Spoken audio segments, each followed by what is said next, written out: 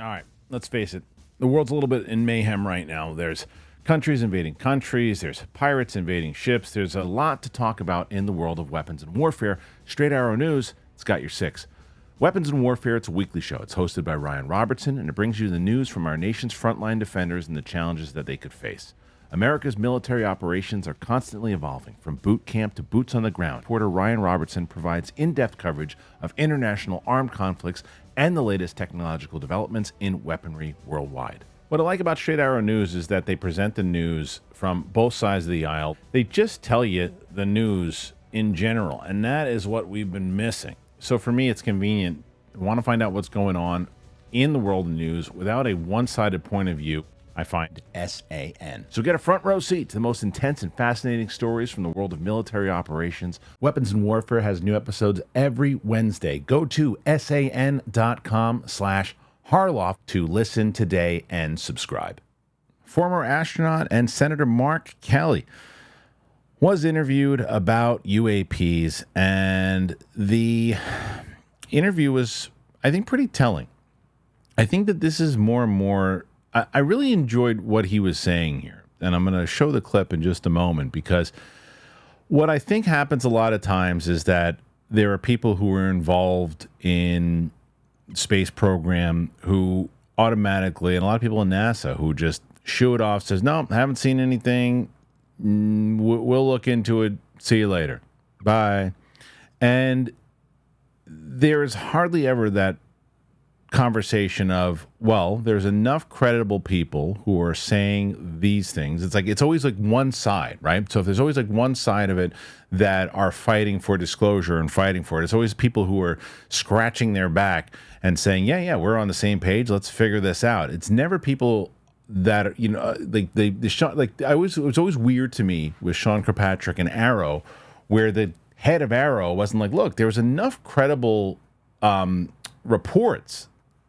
Granted, Arrow hasn't seen anything yet, but there's enough reports from these people, and we want, it was always weird to me how defensive he was against people like David Grush and other people, as opposed to, well, look, we want to take these, we want these whistleblowers to feel confident that they can speak to us, and these are people who have been in the military and pilots, and we want to protect them and make sure, when you're speaking about them, speak about them in a way that, you'll be protected. He, anytime he spoke about them, it seemed like he was looking down on them and making them see there's just this, he pretty much just said there was this one group of kooks that were making this a thing.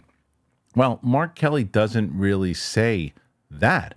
He says he doesn't really believe that there's alien life, but he said there's enough people that have made reports that it should be studied. So here's the interview itself, and then we'll talk about a little bit more about what I think it means. I've seen a number of folks in respected media respond pretty alarmist to the UFO testimony. Right.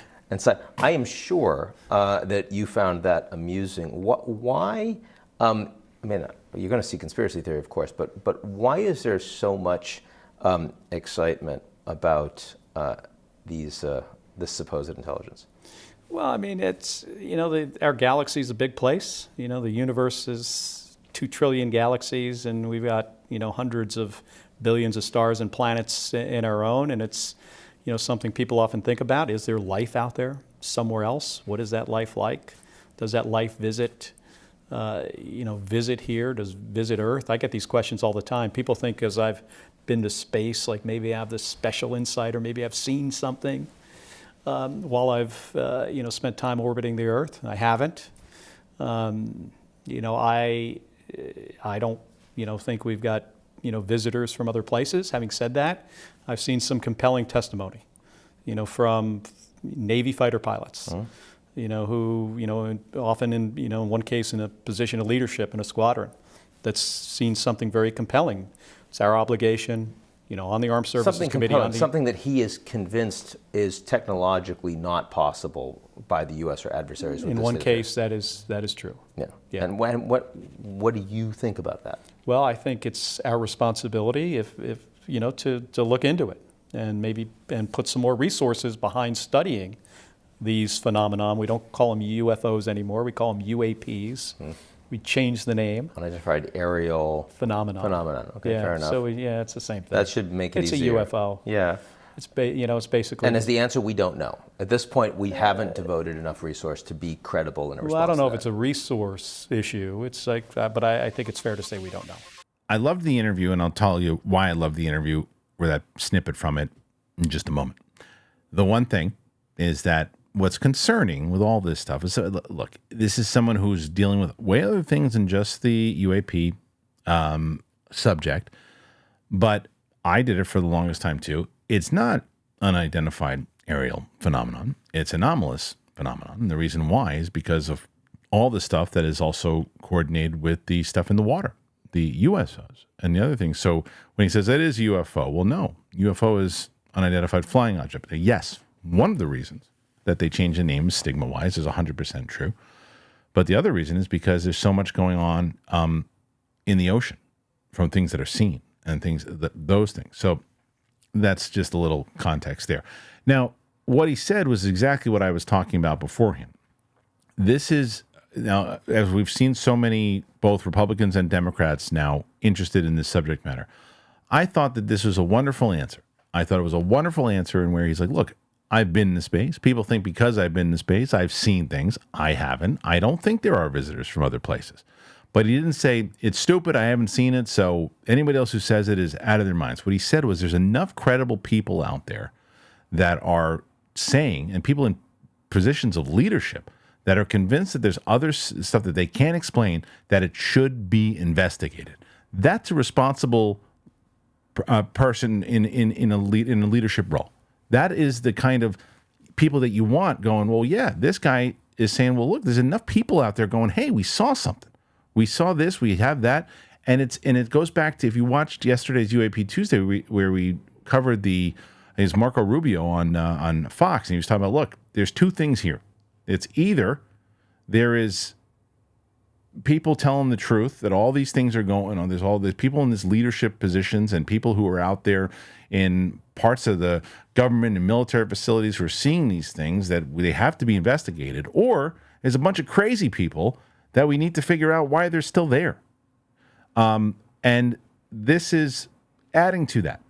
If there's enough of these people who are saying, hey, we need an investigation here, that's why you lead up closer and closer to this UAPDA thing in December.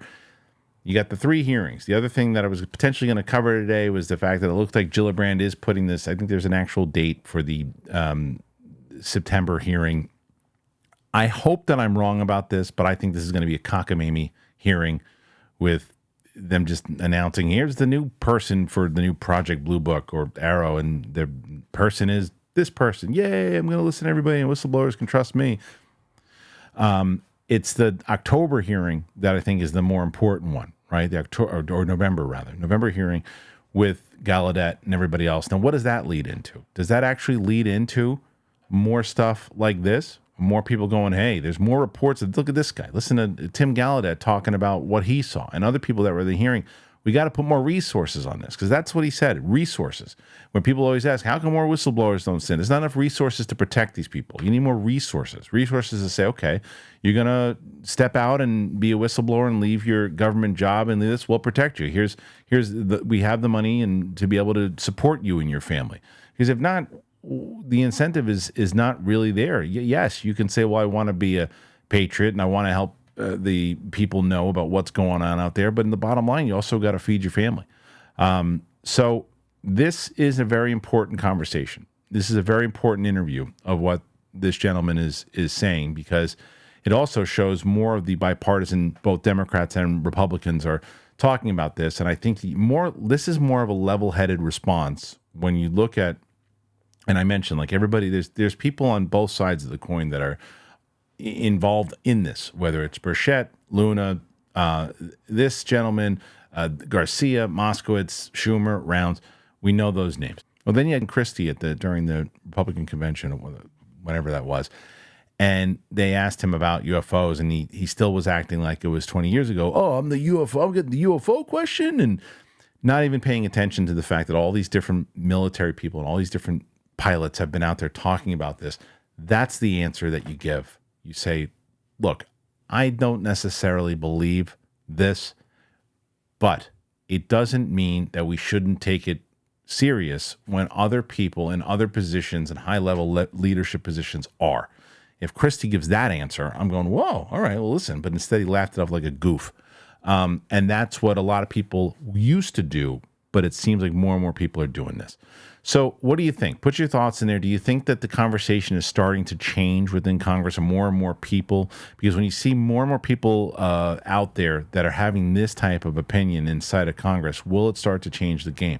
Put your thoughts in there. Let me know what you think. Thanks again. Appreciate you, and we'll see you back here tomorrow.